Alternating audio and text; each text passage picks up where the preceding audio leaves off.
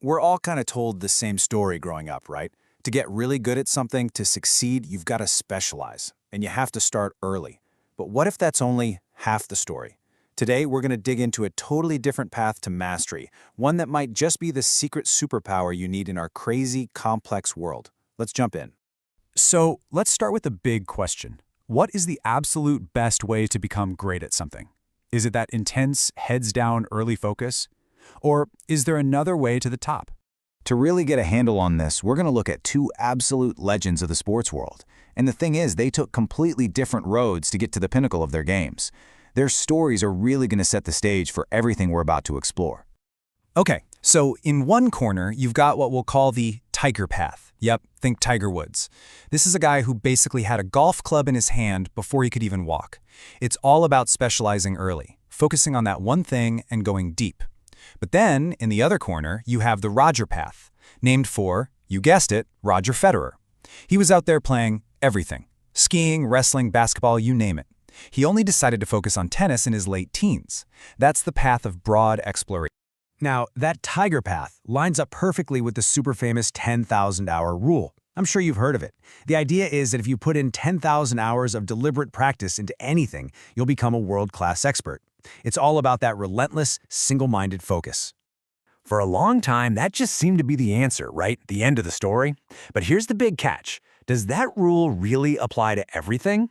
Well, it turns out the answer is a huge no. See, it all depends on the kind of world you're playing in. And this is where things get really, really interesting. It turns out that not all learning environments are created equal. The strategy that works best for you depends entirely on whether you're operating in what's called a kind world or a wicked one. So let's start with the kind environments. Think about something like chess or learning a classical instrument. It's a world where the rules are crystal clear. The patterns repeat over and over, and you get instant, accurate feedback. You make a bad move in chess, you know it right away. So these kind worlds have stable, unchanging rules. You get that immediate feedback, and you can practice the same exact skills again and again. This is where the Tiger Path, that early specialization, absolutely shines. Fields like golf and chess are perfect examples. But here's the reality check. Most of our modern lives, they don't look anything like a chessboard. Our jobs, our businesses, technology, the rules are constantly in flux, and feedback is almost never clear or immediate. The truth is, most of the world we live in is not kind. Instead, we find ourselves in what experts call wicked environments. These are places where the rules of the game might be totally unclear, or worse, they're changing while you're playing. And the feedback you get, it can be slow, confusing, or sometimes just flat out wrong. Yeah, in these wicked worlds, the strategy that led to a huge success yesterday might lead to a total failure today. This is the real world of starting a business, navigating new technologies, or solving complex, messy problems. And in this world, being a deep specialist can actually become a disadvantage. So, just take a second and think about it. What about you? Is your job, your career, more like a predictable game of golf with clear rules? Or is it more like trying to navigate a brand new, unpredictable challenge where the map is still being drawn? Okay, so if hyper-specialization isn't always the magic bullet in a wicked world, then what is?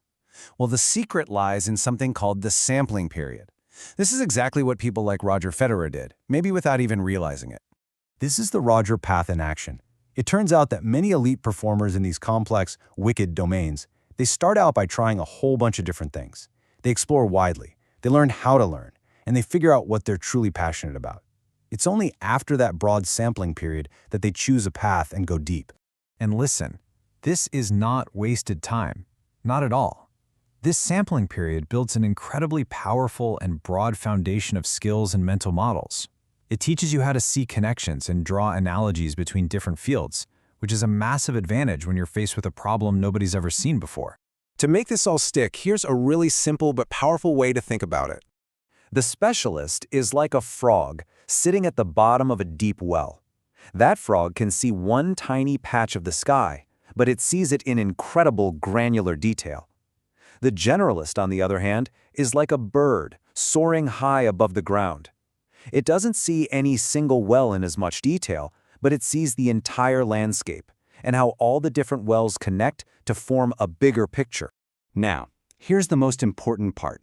This is not about frogs being better than birds or the other way around. Not at all. The reality is, a healthy, functioning ecosystem needs both. You absolutely need the deep, focused expertise of the specialists and the broad, integrated vision of the generalists. So, as we wrap this up, I want to leave you with a question to chew on. In our increasingly complex and wicked world, which one are you? Are you more of a frog or more of a bird? And more importantly, what combination of thinking will you need to thrive and solve the biggest challenges of tomorrow?